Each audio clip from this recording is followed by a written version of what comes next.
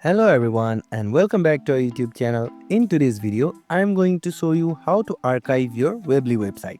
Whether you're backing up your content or preparing for a redesign, it's simple and I'll guide you through each step. So let's get started. First of all, open the Chrome on your mobile device and go to Weebly's official website, that is www.weebly.com. Make sure that you are logged into your account, and from there click on the hamburger option on the bottom left corner of the screen and click on the option saying website. From there, click on edit website.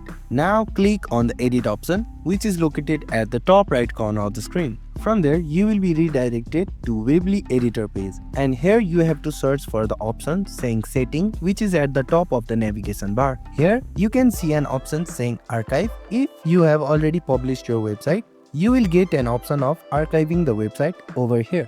And that's it. Now you know how you can archive your website in Weebly. And if this video was helpful, don't forget to like, share and subscribe to our YouTube channel. Thank you for watching and we'll see you in the next one.